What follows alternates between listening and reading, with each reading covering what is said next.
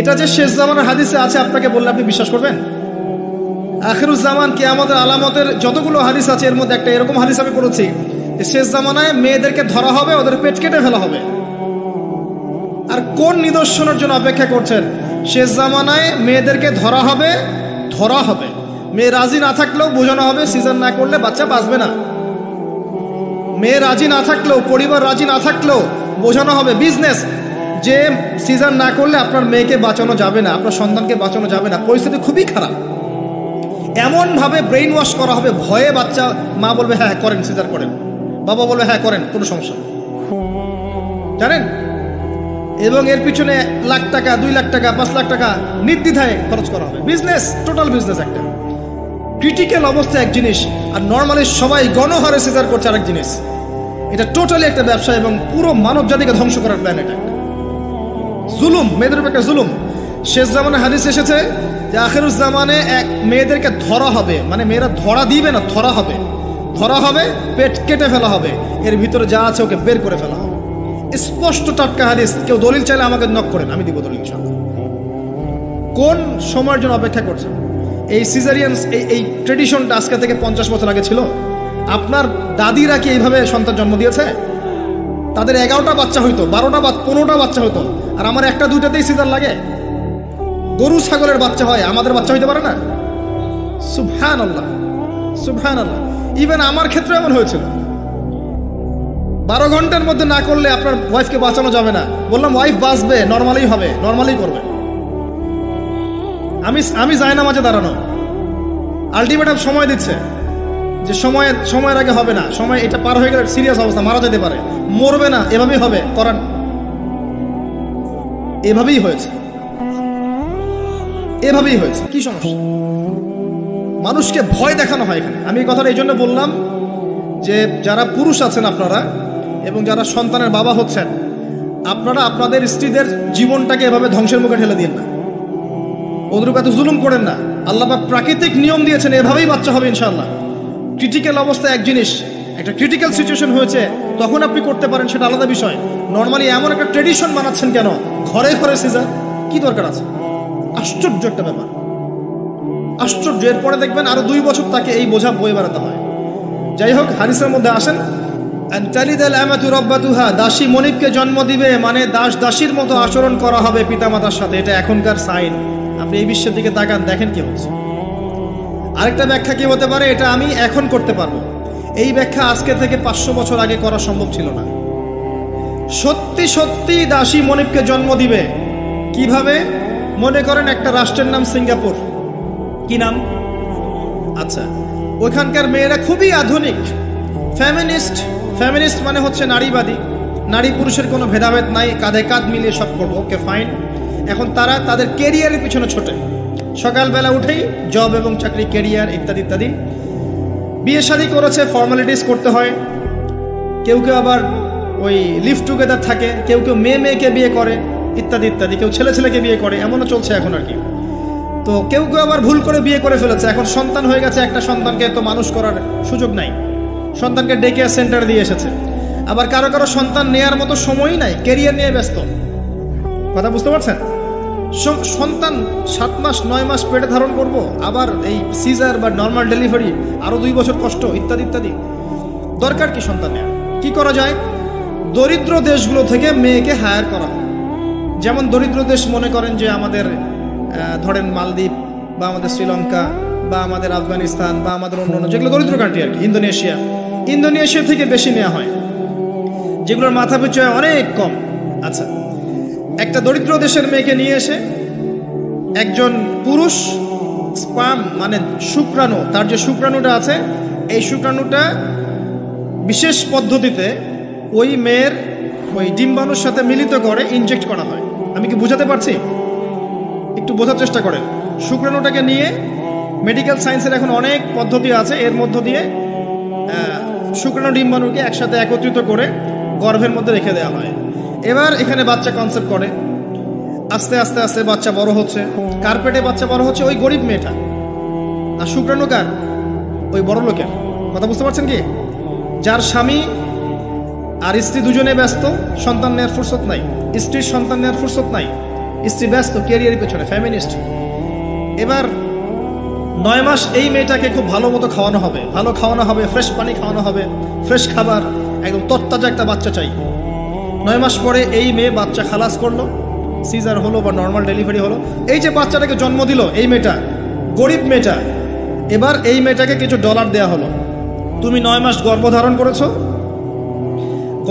করেছো, তোমাকে পারিশ্রমিক দেওয়া হলো, বাচ্চাটা আমাকে দাও, তুমি বিদায় নাও। এই মেয়ে পারিশ্রমিক নিয়ে চলে আসলো। এখন এই যে বাচ্চাটা জন্ম নিল, এই বাচ্চাটা কার বাচ্চা? দাসীর না মনিবের? কার শুক্রাণু আছে? এই হচ্ছে হাদিসের ব্যাখ্যা। এখন করতে পারবেন আপনি ব্যাখ্যা, আজকে থেকে 500 বছর আগে এই ব্যাখ্যা করতে পারতেন না, কারণ এই ফিতনা 500 বছর আগে ছিল না। এই যে দাসী তার মনিবকে জন্ম দিয়ে চলে গেল। নবী সাল্লাল্লাহু আলাইহি ওয়াসাল্লাম 1400 বছর আগে বলেছেন এমন একটা সময় আসবে দাসী মনিবকে জন্ম দিবে। চিন্তা করেন আর কতটুকু সময় বাকি আছে আপনার হাতে, আপনিই ভাবতে থাকেন। আমি তো বেশি বললে সমস্যা, হজম হয় না কিছু মানুষের। খালি চোখ কান বন্ধ করে খাও দাও ঘুমাও, 5 ওয়াক্ত নামাজ পড়ো, ব্যাস এনাফ। যখন সমস্যা আসবে তখন দেখা যাবে, এমন ভাব মানুষের আর কি। মনে করেন যে চাঁদ এবং পৃথিবী আছে একটা এই যে গ্রহণের মধ্যে। এখন অন্য একটা গ্রহাণু আসছে পৃথিবীর দিকে, ধেয়ে আসছে। অনেক সময় দেখা যায় না খবরে, ধেয়ে আসছে গ্রহাণু, দেখা যায় না? ধরেন ধেয়ে আসছে এবং বিজ্ঞানীরা নিশ্চিতভাবে বললো যে আগামী 10 বছরের মধ্যে এটা লেগে যাবে, আগামী 10 বছরের মধ্যে এটা পৃথিবীতে এসে পড়বে, বা 10 ঘন্টা পর পড়বে, বা 10 মাস পর পড়বে, এমনটা বলে দিল বিজ্ঞানীরা। এখন আপনি কি করবেন? আচ্ছা যখন আসবে তখন দেখা যাবে, এত ব্যস্ত হওয়ার কিছু নাই, ঘুমাও খাও ফুর্তি করো, যেমন দিনকাল যাচ্ছে যাক, কোনো সমস্যা নেই। এখন আরেক দল মানুষ চিন্তা করছে ওই গ্রহাণুটাকে কিভাবে সরিয়ে দেওয়া যায়, সরিয়ে দিয়ে পৃথিবীকে কেমন করে বাঁচানো যায়। কারা বেশি স্মার্ট? ওরা সরানোর চেষ্টা করে না, ওরা বলে যে আমরা সরিয়ে দিব, ওখানে ধ্বংস করবো ইত্যাদি ইত্যাদি। আর কেউ বলছে আচ্ছা আসুক দেখা যাবে, সমস্যা নেই, মরতেই তো হবে একদিন, আসবে, সমস্যা কি। চমৎকার। তো এই যে একটা বুদ্ধিবৃত্তিক পরাজয়, এর ফলশ্রুতিতে আগামীর প্রস্তুতি নিতে পারবে না মানুষ। সাহাবায়ে কেরাম রাদিয়াল্লাহু আনহুম মসজিদে বসে একটা বিষয় নিয়ে কথা বলছেন, নবী সাল্লাল্লাহু আলাইহি ওয়াসাল্লাম পাশ দিয়ে যাচ্ছেন, জিজ্ঞাসা করলেন তোমরা কি নিয়ে কথা বলছো? সাহাবীরা বলছেন আমরা আলামাতুস সাআ নিয়ে কথা বলছি ইয়া রাসূলুল্লাহ, আমরা কিয়ামতের আলামত নিয়ে কথা বলছিলাম।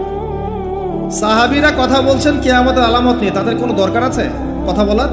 তারা তো জান্নাতে যাবেন সার্টিফিকেট প্রাপ্ত, তাদের কোনো দরকার আছে এগুলোর চর্চা করার? তারা চর্চা করছেন, আলামত নিয়ে কথা বলছেন। নবীজি বললেন শোনো, 10টা আলামত না আসা পর্যন্ত কিয়ামত হবে না, এত টেনশন নিও না। 10টা আলামত না আসা পর্যন্ত কিয়ামত হবে না। দাজ্জাল, ঈসা ইবনে মারইয়াম, ইয়াজুজ মাজুজ, আপনার দাব্বাতুল আরদ, আপনার 3টা ভূমিকম্প ইত্যাদি ইত্যাদি, এরকম 10টা আলামত আসবে, তারপর কিয়ামত হবে। তো সাহাবীরা যে বসে বসে কথা বলছেন কিয়ামত নিয়ে, তারা কি বুঝতেন না যে কি করা লাগবে ইসলামের জন্য, কি করা লাগবে না? নাকি আমি বেশি বুঝি?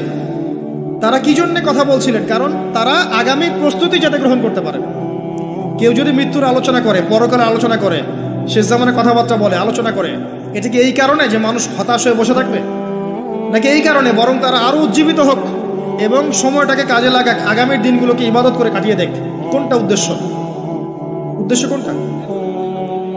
কিছু মানুষকে বোঝানো যায় না, কারণ লাহুম কুলুবুন লা ইয়াফকাহুনা বিহা, কলব আছে উপলব্ধি করে না। ওয়ালাহুম আযানুন লা ইয়াসমাউনা বিহা ওয়ালাহুম আ'য়ুনুন লা ইউবসিরুনা বিহা উলাইকা কাল আনআম বাল হুম আদাল ফাউলাইকা হুমুল গাফিরুন। আমার আগের যে লেকচারার ছিলেন এই আয়াতটাকে তেলাওয়াত করেছেন না? শুনেন, আমি শুনছিলাম ওখান থেকে। তো এই ব্যক্তি জিজ্ঞাসা করছেন কিয়ামতের আলামত বলেন, নবীজি 2টার মধ্যে একটা বললেন, এটা দাসী তার মনিবকে জন্ম দিবে, যেটা আপনি এখন দেখতে পাচ্ছেন। 2 নাম্বার তিনি বলছেন, লিসেন, এই হাদিসে এটাই লাস্ট।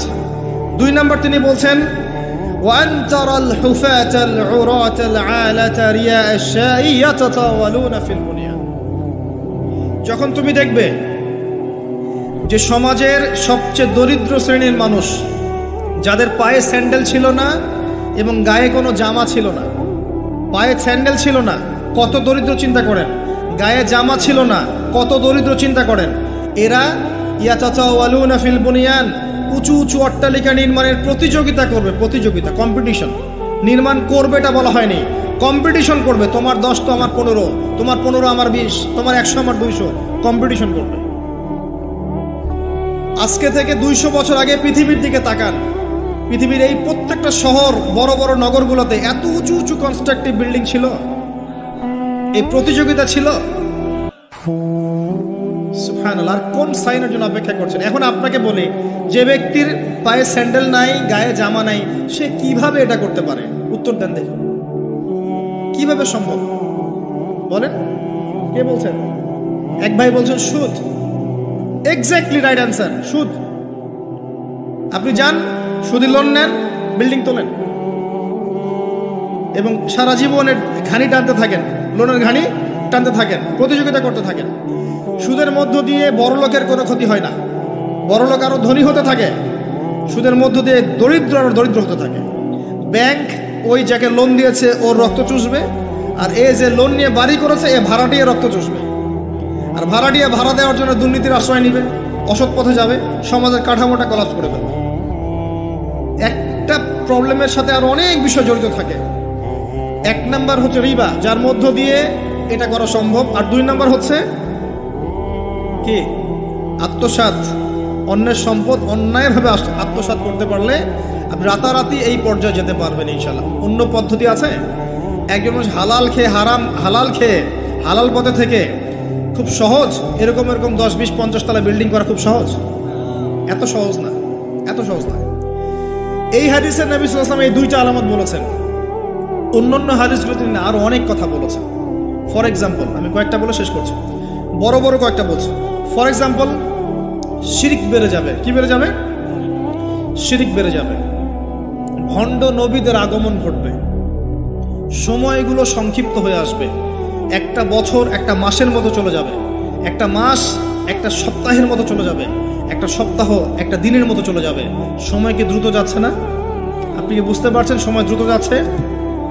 চাঁদ দ্বিখণ্ডিত হয়ে যাবে, চাঁদ কিন্তু দ্বিখণ্ডিত হয়ে গেছে, চাঁদ দ্বিখণ্ডিত হয়ে গেছে। সূরা কমারের 1 নম্বর আয়াত পড়ে দেখেন। বেশি বেশি আল্লাহর গজব আসবে, মহামারী আসবে, ঝড়, জলোচ্ছ্বাস, প্রাকৃতিক দুর্যোগ বেশি বেশি আসতে থাকবে এবং এমন এমন সব রোগের আবির্ভাব ঘটবে যেগুলো কখনোই ছিল না পৃথিবীতে। এইডসের নাম মানুষ আগে শুনেছিল? HIV-র নাম মানুষ শুনেছে? এখন এইসব যে ভাইরাস চলছে এগুলোর নাম আগেকার জেনারেশন শুনেছিল কখনো? এরপরে যেগুলো আসবে সেগুলো আমরাও শুনি নাই, আমাদের পরের প্রজন্ম শুনবে। এটাই শেষ না, আরো আসবে। নবীজি আরো বলে গেছেন, বেশি থেকে বেশি মানুষ সুদ খাবে। যে ব্যক্তি সুদ থেকে দূরে থাকতে চাইবে তার গায়েও এসে সুদের ছিটা ফোঁটা লাগবে। মুসলিমদের মধ্যে বিভক্তি বেড়ে যাবে, আপোষে হানাহানি কাটাকাটি বেড়ে যাবে, হারাজ হত্যাকাণ্ড বেড়ে যাবে। এত বেশি হত্যাকাণ্ড হবে যে মানুষকে হত্যা করছে ও জানবে না কেন হত্যা করছি, যে নিহত হবে সেও বুঝবে না কেন আমাকে মারা হবে। প্রথম বিশ্বযুদ্ধের ইতিহাস একটা লেকচারে বলেছি, সেকেন্ড ওয়ার্ল্ড ওয়ারের ইতিহাসটা বলেছিলাম। এগুলো দেখেন, সারা বিশ্বে কত মানুষকে মারা হয়েছে বিগত শতাব্দীতে, 100-150 বছর দেখে নিন। হারাজ হত্যাকাণ্ড, প্রচুর হত্যাকাণ্ড। প্রথম ওয়ার্ল্ড ওয়ারেই মিনিমাম 3 থেকে 4 কোটি মানুষকে মারা হয়েছে, দ্বিতীয় ওয়ার্ল্ড ওয়ারে 7 থেকে 8 কোটি মানুষকে মারা হয়েছে। সামনে যেটা আসবে ওখানে দেখবেন পৃথিবীর 1/3 মানুষই শেষ। অপেক্ষা করতে থাকেন। আরো বলেছেন জেনা বাড়বে, জেনা ঘরে ঘরে জেনা থাকে। আরো বাড়বে পরকিয়া, ব্যভিচার, আপনার পারিবারিক কাঠামো ভেঙে যাবে, সমাজের বন্ধন বলে কিছু থাকবে না, ভেঙে যাবে। এটা তিরমিজিতে আছে এই হাদিসটা। মসজিদগুলো হবে চাকচিক্যময়, হেদায়েত শূন্য শেষ জামানে। দেখেন মসজিদগুলো এক একটা তাজমহলের মতো, ভিতরে হেদায়েত নাই। ইসলামের খালি নাম থাকবে, মানুষ ইসলামের মূলনীতি থেকে সরে আসবে। কোরআনের খালি মাসহাফ থাকবে, মানুষ কোরআনের শিক্ষা থেকে সরে আসবে। মানুষ কোরআন পড়বে, কোরআনের মূল মেসেজগুলো, মূল নীতিগুলো ওর গলার নিচে নামবে না। হাদিস, মানুষ কোরআন পড়বে, কোরআনের শিক্ষাগুলো গলার ভিতরে ঢুকবে না। আছে না? এখন আপনি দেখেন কত মানুষকে দেখবেন কোরআন পড়তে জানেই না অর্থ কি জিনিস। আর যদি কেউ বলে অর্থ পড়ার দিকে উৎসাহিত করে, অর্থ পড়া উচিত, অর্থের দিকে যান, বলবে ওকে আবার বিতর্কিত করা শুরু করে দিবে। মানুষকে তো উৎসাহ দেওয়া দরকার যে আপনারা অর্থ পড়েন, তাহলে কোরআনের মূল মেসেজটা বুঝতে পারবেন। একজন আলেমের কাজ কি? মানুষকে কোরআনের মূল মেসেজটা শিক্ষা দেয়া, উৎসাহিত করা।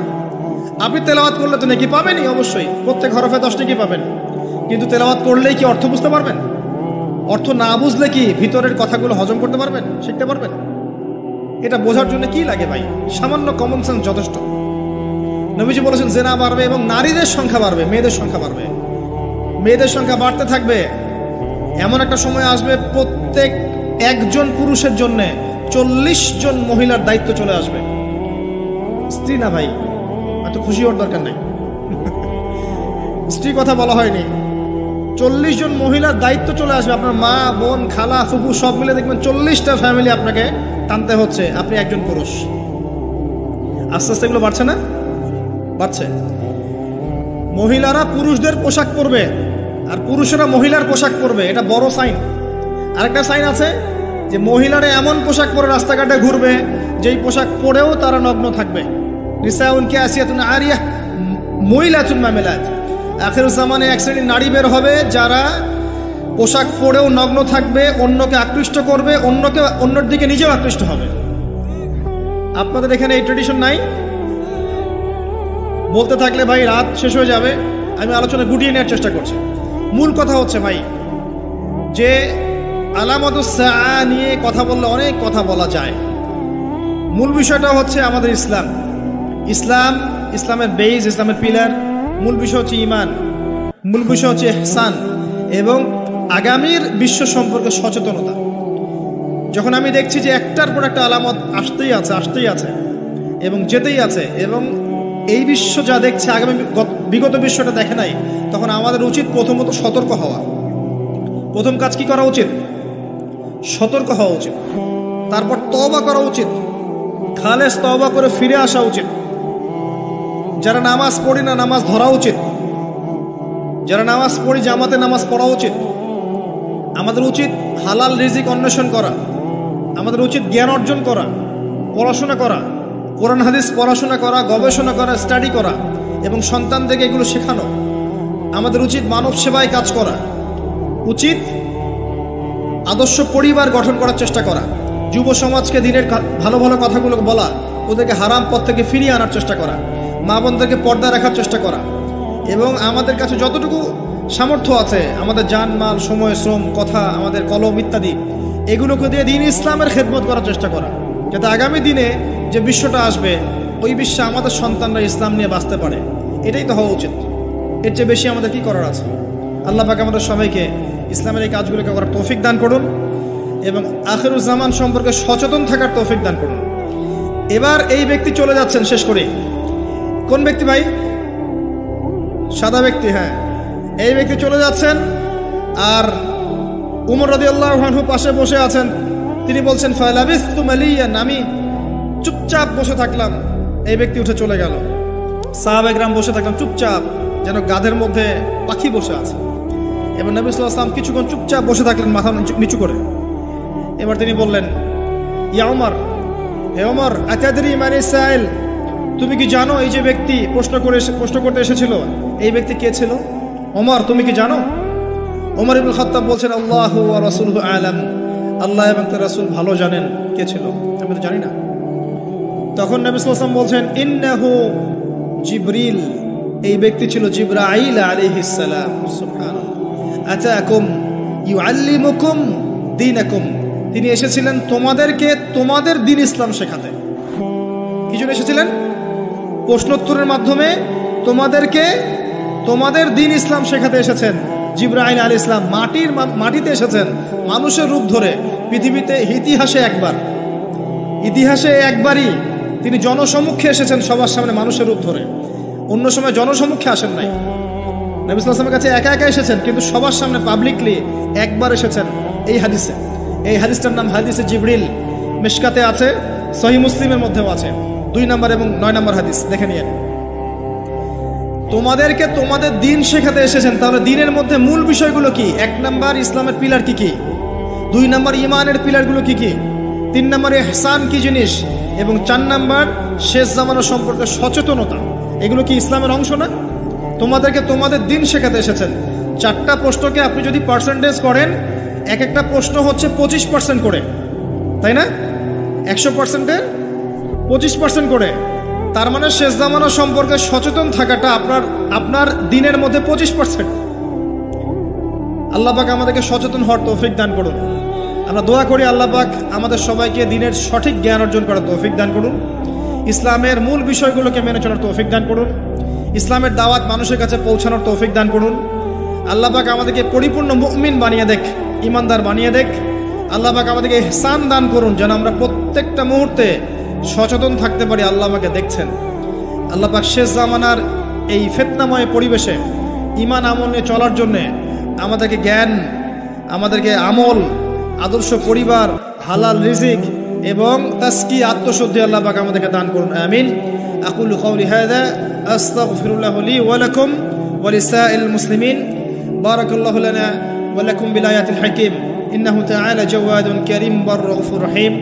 সবাই দোয়া পড়ি আমরা, বলেন সুবহানাকা আল্লাহুম্মা ওয়া বিহামদিকা আশহাদু আল লা ইলাহা ইল্লা আনতা আস্তাগফিরুকা ওয়া আতুবু ইলাইক।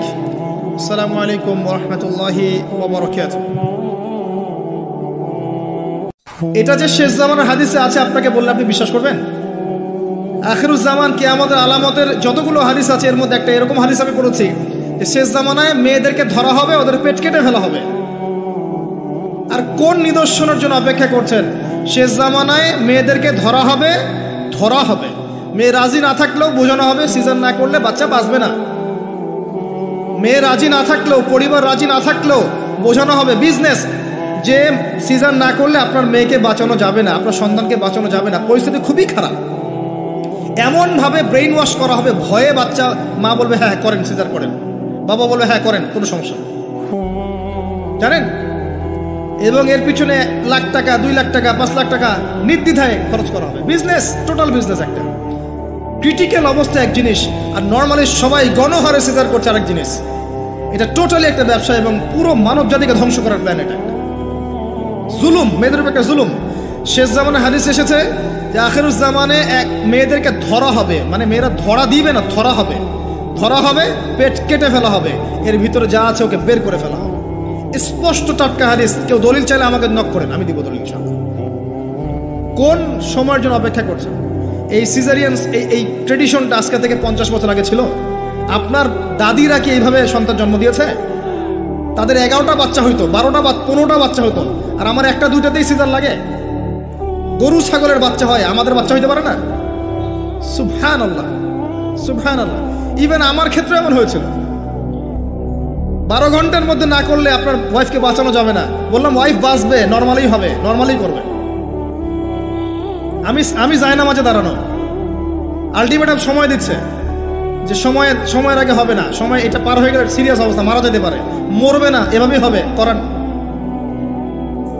এভাবেই হয়েছে, এভাবেই হয়েছে। কি সমস্যা? মানুষকে ভয় দেখানো হয় এখানে। আমি এই কথাটা এই জন্য বললাম যে যারা পুরুষ আছেন আপনারা এবং যারা সন্তানের বাবা হচ্ছেন, আপনারা আপনাদের স্ত্রীদের জীবনটাকে এভাবে ধ্বংসের মুখে ঠেলে দিন না, ওদের উপর এত জুলুম করেন না। আল্লাহ পাক প্রাকৃতিক নিয়ম দিয়েছেন, এভাবেই বাচ্চা হবে ইনশাআল্লাহ। ক্রিটিক্যাল অবস্থা এক জিনিস, একটা ক্রিটিক্যাল সিচুয়েশন হয়েছে তখন আপনি করতে পারেন, সেটা আলাদা বিষয়। নর্মালি এমন একটা ট্রেডিশন বানাচ্ছেন কেন? ঘরে ঘরে সিজার, কি দরকার আছে? আশ্চর্য একটা ব্যাপার, আশ্চর্য। এরপরে দেখবেন আরো 2 বছর তাকে এই বোঝা বয়ে বেড়াতে হয়। যাই হোক, হাদিসের মধ্যে আসেন, দাসী মনিবকে জন্ম দিবে, মানে দাসীর মতো আচরণ করা হবে পিতামাতার সাথে। এটা এখনকার সাইন। আপনি এই বিশ্বের দিকে তাকান, দেখেন কি হচ্ছে। আরেকটা ব্যাখ্যা কি হতে পারে? এটা আমি এখন করতে পারবো। এই ব্যাখ্যা আজকে থেকে 500 বছর আগে করা সম্ভব ছিল না। সত্যি সত্যি দাসী মনিবকে জন্ম দিবে। কিভাবে? মনে করেন একটা রাষ্ট্রের নাম সিঙ্গাপুর। কি নাম? আচ্ছা, ওইখানকার মেয়েরা খুবই আধুনিক, ফেমিনিস্ট। ফেমিনিস্ট মানে হচ্ছে নারীবাদী, নারী পুরুষের কোনো ভেদাভেদ নাই, কাঁধে কাঁধ মিলিয়ে সব করবো, ওকে ফাইন। এখন তারা তাদের কেরিয়ারের পিছনে ছোটে। সকালবেলা উঠেই জব এবং চাকরি, কেরিয়ার ইত্যাদি ইত্যাদি। বিয়ে শাদী করেছে, ফর্মালিটিস করতে হয়। কেউ কেউ আবার ওই লিভ টুগেদার থাকে, কেউ কেউ মেয়েকে বিয়ে করে ইত্যাদি ইত্যাদি, কেউ ছেলেকে বিয়ে করে, এমনও চলছে এখন আর কি। তো কেউ কেউ আবার ভুল করে বিয়ে করে ফেলেছে, এখন সন্তান হয়ে গেছে, একটা সন্তানকে তো মানুষ করার সুযোগ নাই, সন্তানকে ডে কেয়ার সেন্টারে দিয়ে এসেছে। আবার কারো কারো সন্তান নেয়ার মতো সময়ই নাই, কেরিয়ার নিয়ে ব্যস্ত। কথা বুঝতে পারছেন? সন্তান 7 মাস 9 মাস পেটে ধারণ করব, আবার এই সিজার বা নর্মাল ডেলিভারি আরো 2 বছর কষ্ট, ইত্যাদি ইত্যাদি। দরকার কি সন্তান নেওয়া? কি করা যায়? দরিদ্র দেশগুলো থেকে মেয়েকে হায়ার করা। যেমন দরিদ্র দেশ মনে করেন যে আমাদের ধরেন মালদ্বীপ বা আমাদের শ্রীলঙ্কা বা আমাদের আফগানিস্তান বা আমাদের অন্যান্য যেগুলো দরিদ্র কান্ট্রি আর কি, ইন্দোনেশিয়া থেকে বেশি নেওয়া হয়, যেগুলোর মাথা পিছু অনেক কম। আচ্ছা, একটা দরিদ্র দেশের মেয়েকে নিয়ে এসে একজন পুরুষ স্পার্ম মানে শুক্রাণু, তার যে শুক্রাণুটা আছে এই শুক্রাণুটা বিশেষ পদ্ধতিতে ওই মেয়ের ওই ডিম্বাণুর সাথে মিলিত করে ইনজেক্ট করা হয়। আমি কি বোঝাতে পারছি? একটু বোঝার চেষ্টা করেন। শুক্রাণুটাকে নিয়ে মেডিকেল সায়েন্সের এখন অনেক পদ্ধতি আছে, এর মধ্য দিয়ে শুক্রাণু ডিম্বাণুকে একসাথে একত্রিত করে গর্ভের মধ্যে রেখে দেওয়া হয়। এবার এখানে বাচ্চা কনসেপ্ট করে, আস্তে আস্তে আস্তে বাচ্চা বড় হচ্ছে। কার পেটে বাচ্চা বড় হচ্ছে? ওই গরিব মেয়েটা। আর শুক্রাণু কার? ওই বড় লোকের। কথা বুঝতে পারছেন কি? যার স্বামী আর স্ত্রী দুজনে ব্যস্ত, সন্তান নেওয়ার ফুরসত নাই, স্ত্রীর সন্তান নেওয়ার ফুরসত নাই, স্ত্রী ব্যস্ত ক্যারিয়ারের পেছনে, ফ্যামিনিস্ট। এবার 9 মাস এই মেয়েটাকে খুব ভালো মতো খাওয়ানো হবে, ভালো খাওয়ানো হবে, ফ্রেশ পানি খাওয়ানো হবে, ফ্রেশ খাবার, একদম তরতাজা একটা বাচ্চা চাই। 9 মাস পরে এই মেয়ে বাচ্চা খালাস করলো, সিজার হলো বা নর্মাল ডেলিভারি হলো। এই যে বাচ্চাটাকে জন্ম দিল এই মেয়েটা, গরিব মেয়েটা, এবার এই মেয়েটাকে কিছু ডলার দেয়া হলো। তুমি 9 মাস গর্ভধারণ করেছো, তোমাকে পারিশ্রমিক দেওয়া হলো, বাচ্চাটা আমাকে দাও, তুমি বিদায় নাও। এই মেয়ে পারিশ্রমিক নিয়ে চলে আসলো। এখন এই যে বাচ্চাটা জন্ম নিল, এই বাচ্চাটা কার বাচ্চা? দাসীর না মনিবের? কার শুক্রাণু আছে? এই হচ্ছে হাদিসের ব্যাখ্যা। এখন করতে পারবেন আপনি ব্যাখ্যা, আজকে থেকে 500 বছর আগে এই ব্যাখ্যা করতে পারতেন না, কারণ এই ফিতনা 500 বছর আগে ছিল না। এই যে দাসী তার মনিবকে জন্ম দিয়ে চলে গেল। নবী সাল্লাল্লাহু আলাইহি ওয়াসাল্লাম 1400 বছর আগে বলেছেন এমন একটা সময় আসবে দাসী মনিবকে জন্ম দিবে। চিন্তা করেন আর কতটুকু সময় বাকি আছে আপনার হাতে, আপনিই ভাবতে থাকেন। আমি তো বেশি বললে সমস্যা, হজম হয় না কিছু মানুষের। খালি চোখ কান বন্ধ করে খাও দাও ঘুমাও, 5 ওয়াক্ত নামাজ পড়ো, ব্যাস এনাফ। যখন সমস্যা আসবে তখন দেখা যাবে, এমন ভাব মানুষের আর কি। মনে করেন যে চাঁদ এবং পৃথিবী আছে একটা এই যে গ্রহণের মধ্যে। এখন অন্য একটা গ্রহাণু আসছে পৃথিবীর দিকে, ধেয়ে আসছে। অনেক সময় দেখা যায় না খবরে, ধেয়ে আসছে গ্রহাণু, দেখা যায় না? ধরেন ধেয়ে আসছে এবং বিজ্ঞানীরা নিশ্চিতভাবে বললো যে আগামী 10 বছরের মধ্যে এটা লেগে যাবে, আগামী 10 বছরের মধ্যে এটা পৃথিবীতে এসে পড়বে, বা 10 ঘন্টা পর পড়বে, বা 10 মাস পর পড়বে, এমনটা বলে দিল বিজ্ঞানীরা। এখন আপনি কি করবেন? আচ্ছা যখন আসবে তখন দেখা যাবে, এত ব্যস্ত হওয়ার কিছু নাই, ঘুমাও খাও ফুর্তি করো, যেমন দিনকাল যাচ্ছে যাক, কোনো সমস্যা নেই। এখন আরেক দল মানুষ চিন্তা করছে ওই গ্রহাণুটাকে কিভাবে সরিয়ে দেওয়া যায়, সরিয়ে দিয়ে পৃথিবীকে কেমন করে বাঁচানো যায়। কারা বেশি স্মার্ট? ওরা সরানোর চেষ্টা করে না, ওরা বলে যে আমরা সরিয়ে দিব, ওখানে ধ্বংস করবো, ইত্যাদি ইত্যাদি। আর কেউ বলছে আচ্ছা আসুক দেখা যাবে, সমস্যা নেই, মরতেই তো হবে একদিন, আসবে, সমস্যা কি। চমৎকার। তো এই যে একটা বুদ্ধিবৃত্তিক পরাজয়, এর ফলশ্রুতিতে আগামীর প্রস্তুতি নিতে পারবে না মানুষ। সাহাবায়ে কেরাম রাদিয়াল্লাহু আনহুম মসজিদে বসে একটা বিষয় নিয়ে কথা বলছেন, নবী সাল্লাল্লাহু আলাইহি ওয়াসাল্লাম পাশ দিয়ে যাচ্ছেন, জিজ্ঞাসা করলেন তোমরা কি নিয়ে কথা বলছো? সাহাবীরা বলছেন আমরা আলামাতুস সাআ নিয়ে কথা বলছি ইয়া রাসূলুল্লাহ, আমরা কিয়ামতের আলামত নিয়ে কথা বলছিলাম। সাহাবীরা কথা বলছেন কিয়ামতের আলামত নিয়ে, তাদের কোনো দরকার আছে কথা বলার? তারা তো জান্নাতে যাবেন সার্টিফিকেট প্রাপ্ত, তাদের কোনো দরকার আছে এগুলোর চর্চা করার? তারা চর্চা করছেন, আলামত নিয়ে কথা বলছেন। নবীজি বললেন শোনো, 10টা আলামত না আসা পর্যন্ত কিয়ামত হবে না, এত টেনশন নিও না। 10টা আলামত না আসা পর্যন্ত কিয়ামত হবে না। দাজ্জাল, ঈসা ইবনে মারিয়াম, ইয়াজুজ মাজুজ, আপনার দাব্বাতুল আরদ, আপনার 3টা ভূমিকম্প, ইত্যাদি ইত্যাদি, এরকম 10টা আলামত আসবে, তারপর কিয়ামত হবে। তো সাহাবীরা যে বসে বসে কথা বলছেন কিয়ামত নিয়ে, তারা কি বুঝতেন না যে কি করা লাগবে ইসলামের জন্য, কি করা লাগবে না? নাকি আমি বেশি বুঝি? তারা কি জন্য কথা বলছিলেন? কারণ তারা আগামীর প্রস্তুতি যাতে গ্রহণ করতে পারে। কেউ যদি মৃত্যুর আলোচনা করে, পরকালের আলোচনা করে, শেষ জামানের কথাবার্তা বলে, আলোচনা করে, এটা কি এই কারণে যে মানুষ হতাশ হয়ে বসে থাকবে? নাকি এই কারণে বরং তারা আরো উজ্জীবিত হোক এবং সময়টাকে কাজে লাগাক, আগামীর দিনগুলোকে ইবাদত করে কাটিয়ে দেখ? কোনটা উদ্দেশ্য কোনটা? কিছু মানুষকে বোঝানো যায় না, কারণ লাহুম কুলুবুন লা ইয়াফকাহুনা বিহা, কলব আছে উপলব্ধি করে না। ওয়া লাহুম আযানুন লা ইয়াসমাউনা বিহা ওয়া লাহুম আ'য়ুনুন লা ইউবসিরুনা বিহা উলাইকা কাল আনআম বাল হুম আদাল ফাউলাইকা হুমুল গাফিলুন। আমার আগের যে লেকচারার ছিলেন এই আয়াতটাকে তেলাওয়াত করেছেন না? শুনেন, আমি শুনছিলাম ওখান থেকে। তো এই ব্যক্তি জিজ্ঞাসা করছেন কিয়ামতের আলামত বলেন। নবীজি দুইটার মধ্যে একটা বললেন, এটা দাসী তার মনিবকে জন্ম দিবে, যেটা আপনি এখন দেখতে পাচ্ছেন। 2 নাম্বার তিনি বলছেন, লিসেন, এই হাদিসে এটাই লাস্ট। 2 নাম্বার তিনি বলছেন وأن ترى الحفاة العراة العالة رياء الشاء يتطاولون في البنيان। যখন তুমি দেখবে যে সমাজের সবচেয়ে দরিদ্র শ্রেণীর মানুষ, যাদের পায়ে স্যান্ডেল ছিল না এবং গায়ে কোনো জামা ছিল না, পায়ে স্যান্ডেল ছিল না, কত দরিদ্র চিন্তা করেন, গায়ে জামা ছিল না, কত দরিদ্র চিন্তা করেন, এরা ইয়াতাতাওয়ালুনা ফিল বুনিয়ান, উঁচু উঁচু অট্টালিকা নির্মাণের প্রতিযোগিতা করবে। প্রতিযোগিতা, কম্পিটিশন। নির্মাণ করবে এটা বলা হয়নি, কম্পিটিশন করবে। তোমার 10 তো আমার 15, তোমার 15 আমার 20, তোমার 100 আমার 200, কম্পিটিশন করবে। আজকে থেকে 200 বছর আগে পৃথিবীর দিকে তাকান, পৃথিবীর এই প্রত্যেকটা শহর, বড় বড় নগরগুলোতে এত উঁচু উঁচু কনস্ট্রাকটিভ বিল্ডিং ছিল, এই প্রতিযোগিতা ছিল। সুবহানাল্লাহ। আর কোন সাইনের জন্য অপেক্ষা করছেন? এখন আপনাকে বলি, যে ব্যক্তির পায়ে স্যান্ডেল নাই, গায়ে জামা নাই, সে কিভাবে এটা করতে পারে? উত্তর দেন দেখুন, কিভাবে সম্ভব বলেন? কে বলছেন? এক ভাই বলছেন সুদ। এক্স্যাক্টলি রাইট অ্যান্সার, সুদ। আপনি যান, সুদি লোন নেন, বিল্ডিং তোলেন এবং সারা জীবনের ঘানি টানতে থাকেন, লোনের ঘানি টানতে থাকেন, প্রতিযোগিতা করতে থাকেন।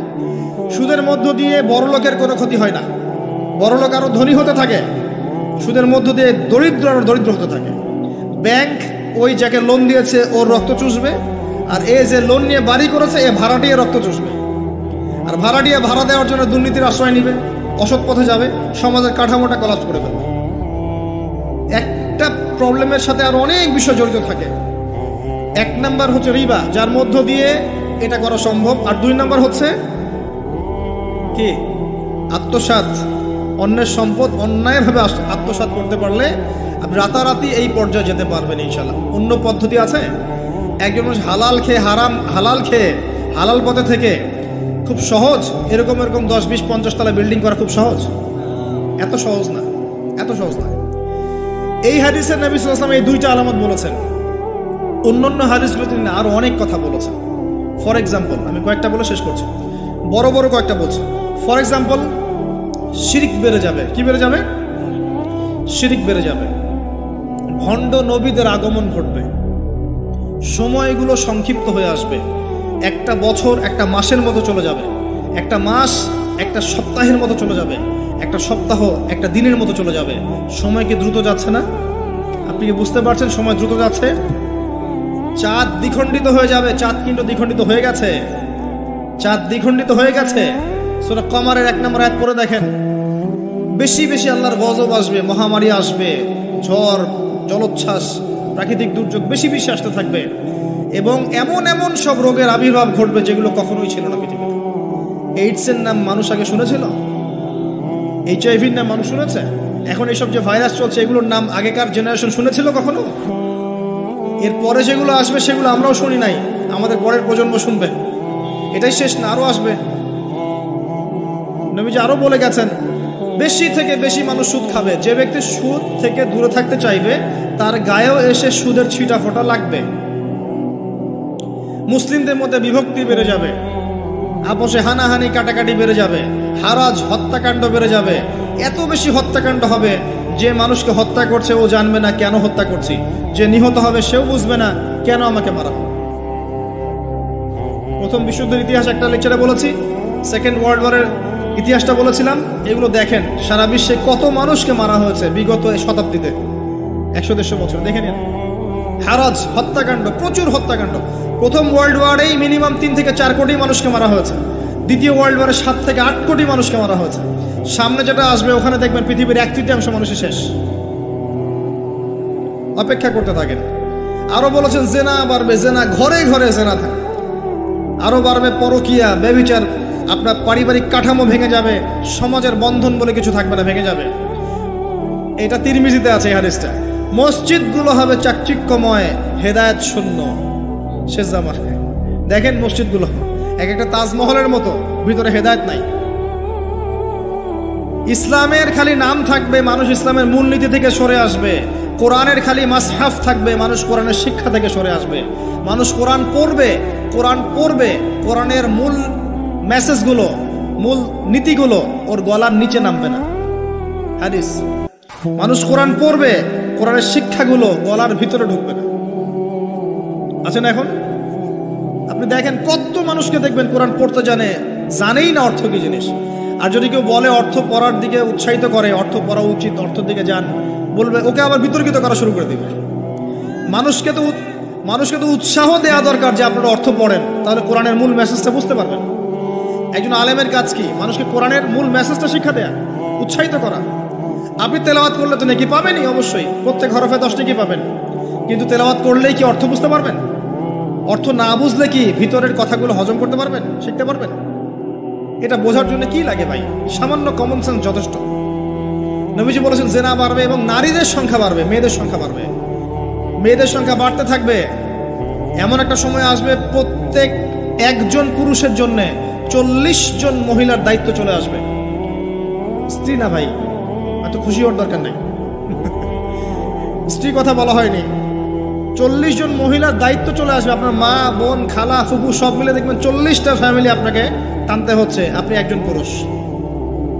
আস্তে আস্তে এগুলো বাড়ছে না? বাড়ছে। মহিলারা পুরুষদের পোশাক পরবে আর পুরুষেরা মহিলার পোশাক পরবে, এটা বড় সাইন। আরেকটা সাইন আছে যে মহিলারা এমন পোশাক পরে রাস্তাঘাটে ঘুরবে যেই পোশাক পরেও তারা নগ্ন থাকবে। নিসাউন কাসিয়াতুন আরিয়াহ মুইলাতুন মামিলাত। আখির জামানে এক শ্রেণীর নারী বের হবে যারা পোশাক পরেও নগ্ন থাকবে, অন্যকে আকৃষ্ট করবে, অন্যর দিকে নিজেও আকৃষ্ট হবে। আপনাদের এখানে এই ট্রেডিশন নাই? বলতে থাকলে ভাই রাত শেষ হয়ে যাবে, আমি আলোচনা গুটিয়ে নেওয়ার চেষ্টা করছি। মূল কথা হচ্ছে ভাই যে আলামাতুস সাআ নিয়ে কথা বললে অনেক কথা বলা যায়। মূল বিষয়টা হচ্ছে আমাদের ইসলামের বেজ, ইসলামের পিলার। মূল বিষয় হচ্ছে ঈমান, মূল বিষয় হচ্ছে ইহসান এবং আগামীর বিশ্ব সম্পর্কে সচেতনতা। যখন আমি দেখছি যে একটার পর একটা আলামত আসতেই আছে এবং যেতেই আছে, এবং এই বিশ্ব যা দেখছে আগামী বিগত বিশ্বটা দেখে নাই, তখন আমাদের উচিত প্রথমত সতর্ক হওয়া। প্রথম কাজ কি করা উচিত? সতর্ক হওয়া উচিত। তারপর তওবা করা উচিত, খালেস তওবা করে ফিরে আসা উচিত। যারা নামাজ পড়ি না, নামাজ ধরা উচিত। যারা নামাজ পড়ি, জামাতে নামাজ পড়া উচিত। আমাদের উচিত হালাল রিজিক অন্বেষণ করা। আমাদের উচিত জ্ঞান অর্জন করা, পড়াশোনা করা, কোরআন হাদিস পড়াশোনা করা, গবেষণা করা, স্টাডি করা এবং সন্তানদেরকে এগুলো শেখানো। আমাদের উচিত মানব সেবায় কাজ করা, উচিত আদর্শ পরিবার গঠন করার চেষ্টা করা, যুব সমাজকে দিনের ভালো ভালো কথাগুলো বলা, ওদেরকে হারাম পথ থেকে ফিরিয়ে আনার চেষ্টা করা, মা বোনদেরকে পর্দা রাখার চেষ্টা করা, এবং আমাদের কাছে যতটুকু সামর্থ্য আছে আমাদের জান মাল, সময়, শ্রম, কথা, আমাদের কলম ইত্যাদি, এগুলোকে দিয়ে দিন ইসলামের খেদমত করার চেষ্টা করা, যাতে আগামী দিনে যে বিশ্বটা আসবে ওই বিশ্বে আমাদের সন্তানরা ইসলাম নিয়ে বাঁচতে পারে। এটাই তো হওয়া উচিত। এর চেয়ে বেশি আমাদের কি করার আছে? আল্লাহ পাক আমাদের সবাইকে ইসলামের এই কাজগুলোকে করার তৌফিক দান করুন এবং আখিরুজ জামান সম্পর্কে সচেতন থাকার তৌফিক দান করুন। এবার এই ব্যক্তি চলে যাচ্ছেন, শেষ করে। কোন ব্যক্তি ভাই? সাদা ব্যক্তি, হ্যাঁ। এই ব্যক্তি চলে যাচ্ছেন আর উমর রাদিয়াল্লাহু আনহু পাশে বসে আছেন। তিনি বলছেন ফালাবিস্তু মালিয়ান, আমি চুপচাপ বসে থাকলাম। এই ব্যক্তি উঠে চলে গেল। সাহাবায়ে কেরাম বসে থাকলাম চুপচাপ, যেন গাধের মধ্যে পাখি বসে আছে। এবার নবী সাল্লাল্লাহু আলাইহি ওয়াসাল্লাম কিছুক্ষণ চুপচাপ বসে থাকলেন, মাথা নিচু করে। এবার তিনি বললেন, ইয়া উমর, হে উমর, আতাদরি মানে সাইল, তুমি কি জানো এই যে ব্যক্তি প্রশ্ন করতে এসেছিল, এই ব্যক্তি কে ছিল? ওমর, তুমি কি জানো? ওমর ইবনে খাত্তাব বলছেন, আল্লাহু ওয়া রাসূলুহু আ'লাম, আল্লাহ এবং তার রাসূল ভালো জানেন কে ছিল, আমি তো জানি না। তখন নবী সাল্লাল্লাহু আলাইহি ওয়াসাল্লাম বলছেন, ইন্নাহু জিবরিল, এই ব্যক্তি ছিল জিবরাইল আলাইহিস সালাম। সুবহানাল্লাহ। আতাকুম ইউআল্লিমুকুম দীনাকুম, তিনি এসেছিলেন তোমাদেরকে তোমাদের দ্বীন ইসলাম শেখাতে। কি জন্য এসেছিলেন? প্রশ্নোত্তরের মাধ্যমে তোমাদেরকে তোমাদের দ্বীন ইসলাম শেখাতে এসেছেন। জিবরাইল আলাইহিস সালাম মাটিতে এসেছেন মানুষের রূপ ধরে। পৃথিবীতে ইতিহাসে একবারই তিনি জনসমক্ষে এসেছেন সবার সামনে মানুষের রূপ ধরে। অন্য সময় জনসমক্ষে আসেন নাই। নবী সাল্লাল্লাহু আলাইহি ওয়াসাল্লামের কাছে একা একা এসেছেন, কিন্তু সবার সামনে পাবলিকলি একবার এসেছেন এই হাদিসে। এই হাদিসটার নাম হাদিসে জিবরিল। মিশকাতে আছে, সহিহ মুসলিমের মধ্যেও আছে, 2 নম্বর এবং 9 নম্বর হাদিস দেখে নিয়েন। তোমাদেরকে তোমাদের দ্বীন শেখাতে এসেছেন। তাহলে দ্বীনের মধ্যে মূল বিষয়গুলো কি? 1 নম্বর ইসলামের পিলার কি কি, 2 নম্বর ইমানের পিলারগুলো কি কি, 3 নম্বর ইহসান কি জিনিস, এবং 4 নম্বর শেষ জামানা সম্পর্কে সচেতনতা। এগুলো কি ইসলামের অংশ না? তোমাদেরকে তোমাদের দ্বীন শেখাতে এসেছেন। 4টা প্রশ্নকে আপনি যদি পার্সেন্টেজ করেন, এক একটা প্রশ্ন হচ্ছে 25% করে, তাই না? 100%-এর 25% করে। তার মানে শেষ জামানা সম্পর্কে সচেতন থাকাটা আপনার দ্বীনের মধ্যে 25%। আল্লাহ পাক আমাদেরকে সচেতন হওয়ার তৌফিক দান করুন। আমরা দোয়া করি আল্লাহ পাক আমাদের সবাইকে দ্বীনের সঠিক জ্ঞান অর্জন করার তৌফিক দান করুন। ইসলামের মূল বিষয়গুলোকে মেনে চলার তৌফিক দান করুন। ইসলামের দাওয়াত মানুষের কাছে পৌঁছানোর তৌফিক দান করুন। আল্লাহ পাক আমাদেরকে পরিপূর্ণ মুমিন বানিয়ে দেখ, ইমানদার বানিয়ে দেখ। আল্লাহ পাক আমাদেরকে ইহসান দান করুন, যেন আমরা প্রত্যেকটা মুহূর্তে সচেতন থাকতে পারি আল্লাহ আমাকে দেখছেন। আল্লাহ পাক শেষ জামানার এই ফিতনাময় পরিবেশে ঈমান আমল নিয়ে চলার জন্যে আমাদেরকে জ্ঞান, আমাদেরকে আমল, আদর্শ পরিবার, হালাল রিজিক এবং তাসকি আত্মশুদ্ধি আল্লাহ পাক আমাদেরকে দান করুন। আমিন। আকুলু কাওলি হাযা আস্তাগফিরুল্লাহ লি ওয়া লাকুম ওয়া লিসাইরিল মুসলিমিন। বারাকাল্লাহু লানা ওয়া লাকুম বিল আয়াতিল হাকীম। ইন্নাহু তাআলা জাওয়াদুন কারীম বার গফুর রহিম।